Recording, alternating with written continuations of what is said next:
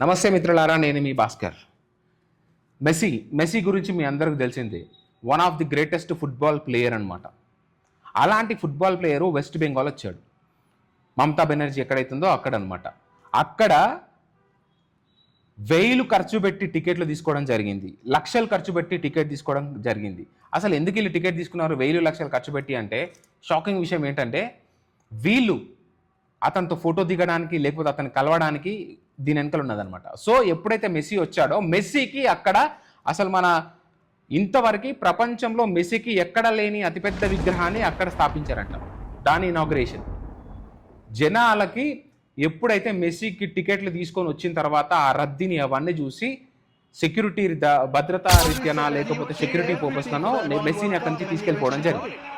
మెస్సీని అక్కడి నుంచి తీసుకెళ్ళిపోయిన తర్వాత ఆగ్రహం చెందిన వ్యక్తులు అంటే సామాన్య ప్రజలు, అంటే నువ్వు నేను కావచ్చు, చేతిలో బ్యాట్లు పుచ్చుకొని లేకపోతే చేతికి ఏది దొరుకుతుంది తీసుకొని అక్కడ ఉన్న ఏదైతే కుర్చీలు ఇవన్నీ డ్యామేజ్ చేయడం జరిగింది.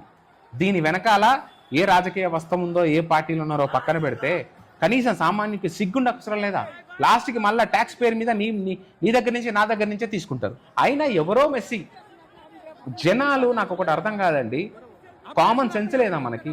ఒకరిని అభిమానిస్తే పర్లేదండి, ఆడెవ్వడు అసలు ఒక ఆటగాడు, మన ఇండియన్ ఆటగాడు కూడా కాదు, సరే ఎక్కడి నుంచి వచ్చినా సరే ఆటగానికి మనం డెఫినెట్గా రెస్పెక్ట్ ఇవ్వాలి, ఏదైనా చేయాలి. అంత పెద్ద భారీ విగ్రహాల ఏమన్నా భగవంతులా దేవులా వాళ్ళు?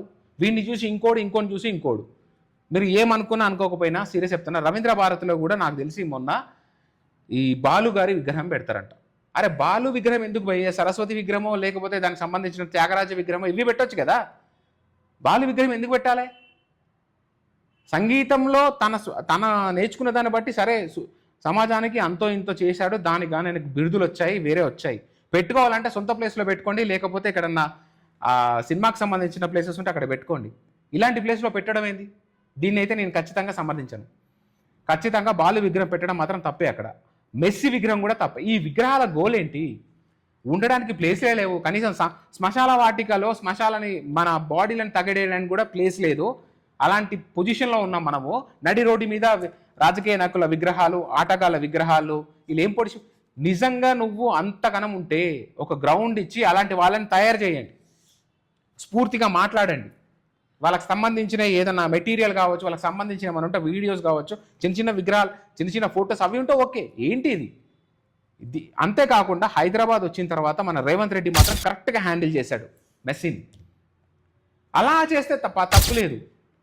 రాహుల్ గాంధీ రావడం, వీళ్ళందరూ రావడం నచ్చింది, ఓకే ఫైన్, అంతా బాగానే ఉంది. ఇక్కడైతే కొంచెం ఎటువంటి తొక్కిసలాట లేకుండా మాత్రం జరిగింది. కానీ వెస్ట్ బెంగాల్లో మాత్రం ఎంత తక్కువ మాట్లాడుకుంటే అంత మంచిది. అసలు మనకి లేకుండా ఎవరినో తీసుకొచ్చి నెత్తిలో పెట్టుకోవడం అనేది, ఈ సినిమా హీరోల అభిమానం అనేది ఎంతవరకు ఉంటే అంతవరకే ఉండాలి. స్వయంగా కొంతమంది సినీ నటులో వచ్చి చెప్తున్నారు, నాయన సినిమాల్ని సినిమాల్లాగా చూడండి, మీరు దానికి ప్రత్యేకమైన ఒక మీ ఇంట్రెస్ట్ కేటాయించకండి, మీ టైం వేస్ట్ చేసుకోకండి. పవన్ కళ్యాణ్ లాంటి వ్యక్తులు చెప్తున్నారు, అర్థం చేసుకోండి. అంతేగాని చాలామంది నాకు అర్థం కాదు, వీళ్ళకు ఫ్యాన్ బేస్ ఉంటుంది, ఫ్యాన్స్ని వీళ్ళు రెచ్చగొట్టడం, వీళ్ళు ఏదేదో చేసేయడం పెద్ద పుడింగిలా వాళ్ళు. ఇంట్లో నీకు జ్వరం వస్తే చూస్తాడా? లేకపోతే మీ ఇంట్లో మన 1 కిలో బియ్యం తీసుకొచ్చి ఇస్తాడా నీకు? ఏం లేదురా. అలాంటి వాళ్ళ కోసం ఎందుకురా కొట్టుకు చచ్చేది? నిజంగా నీకు అభిమానం అంటూ ఉంటే అతనిలాగా పైకొచ్చి చూపించాలి. ఈ సినిమా హీరోలు కూడా అంతే, ఎప్పుడు భజన చేయాలి వాళ్ళకి, అంతే తప్ప అభిమానులకు వీళ్ళు చెప్పరు అలా చేయొద్దురా, ఇలా ఉండండిరా, సినిమాలు చూడండి, అంతేగాని కొట్టుకు చావకండి, రక్తాలు కోసి మాకు బొట్లు పెట్టకండి, పాలాభిషేకాలు చేయకండి రా బాబు, మేము నార్మల్ మనుషులమని చెప్పి ఏ ఒక్క హీరో వచ్చి చెప్పి చావడం ముంగడికి. ఎవరో ఒక్కరు ఉంటారు, పవన్ కళ్యాణ్ అంటాడు, వచ్చి అప్పుడప్పుడు చెప్తుంటాడు, మిగతా హీరోలు అందరూ మమ్మల్ని భజన చేయండి, మమ్మల్ని ఎత్తుకొని మోయండి అని చెప్తుంటారు. ఇలాంటి వాళ్ళ కోసమా మనం చేసేది? మన ఇంట్లో మన అమ్మ నాన్న మాత్రం ఎప్పుడు కొట్లాడుతూనే ఉంటాం, ప్రతి ఒక్కరంతే. అభిమానం అనేది అభిమానం లాగానే ఉంటుంది. మెస్సీ ఎగ్జాంపుల్, అంతకుముందుకు అల్లు అర్జున్ది తొక్కిసలాట ఎగ్జాంపుల్. ఇప్పుడు ఏమైంది?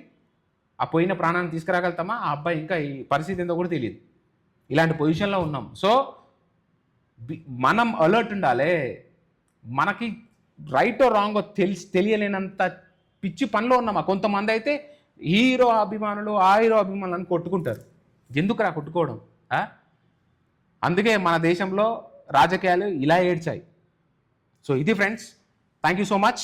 ఆటగాడైనా సినిమా హీరో అయినా ఎవరైనా సరే ఇన్స్పిరేషన్ తీసుకొని ఎదిగేలాగా ఉండాలి తప్ప ఆడి పేరు చెప్పి ప్రభుత్వ ఆస్తి ధ్వంసం చేయడము, మన జీవితాలు నాశనం చేసుకోవడము, వాళ్ళ విగ్రహాలు తీసుకొచ్చి రోడ్ల మీద పెట్టి ట్రాఫిక్ జాములు చేసుకోవడం లాంటివి చేయకూడదు. ఇది నా పర్సనల్ ఒపీనియన్ కాదు, ఇలాగే ఉండాలి. Thank you so much friends. ఈ ఎపిసోడ్ మీకు నచ్చిందని నమ్ముతూ నెక్స్ట్ ఎపిసోడ్లో మళ్ళీ కలుద్దాం. Until then bye bye, signing off. This is Bhaskar.